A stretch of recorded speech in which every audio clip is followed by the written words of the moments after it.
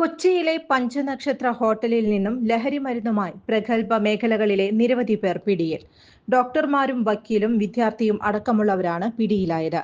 കലൂർ സ്വദേശിയും അഭിഭാഷകനുമായ രോഹിത് നായർ, കലൂർ സ്വദേശിയും റെസ്റ്റോറന്റ് ഉടമയുമായ ഓസ്റ്റിൻ ജോസ്, കെമിക്കൽ ട്രീറ്റ്മെന്റ് ബിസിനസ്സുകാരനായ ജിനോ മുരളി, ആലപ്പുഴ സ്വദേശിയും ന്യൂട്രീഷനുമായ അക്ബർ ഷാ, പന്തളം സ്വദേശിനിയും ദന്ത ഡോക്ടറുമായ ബെൻസി റാവുത്തർ, ഫിസിയോതെറാപ്പിസ്റ്റ് സെയ്ദലി ഫാത്തിമ, കണ്ണൂർ സ്വദേശിനിയും ഏവിയേഷൻ വിദ്യാർത്ഥിനിയുമായ അമൽ റൌഫ്, തിരുവനന്തപുരം ശംഖുമുഖം സ്വദേശി ഷാജി ഫെർണാഡോ എന്ന ഷോൺ എന്നിവരാണ് പിടിയിലായത്. കൊക്കെയ്ൻ അടക്കമുള്ള ലഹരി മരുന്നുകളാണ് പോലീസ് ഇവരിൽ നിന്നും പിടികൂടിയത്.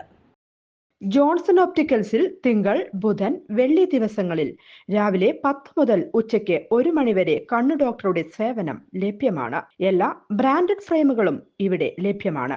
ഡ്രൈവിംഗ് ലൈസൻസിനുള്ള സർട്ടിഫിക്കറ്റുകൾ കൂടാതെ ഡോക്ടർമാർ നിർദ്ദേശിക്കുന്ന എല്ലാത്തരം കണ്ണടകളും ജോൺസൺ ഓപ്റ്റിക്കൽസിൽ നിന്നും ലഭിക്കുന്നു.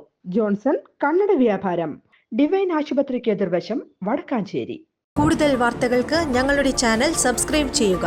ഫേസ്ബുക്ക് ഫോളോ അപ്പ് ചെയ്യുക. വാർത്തകൾ വേഗത്തിലറിയാൻ എനി ടൈം ന്യൂസ്.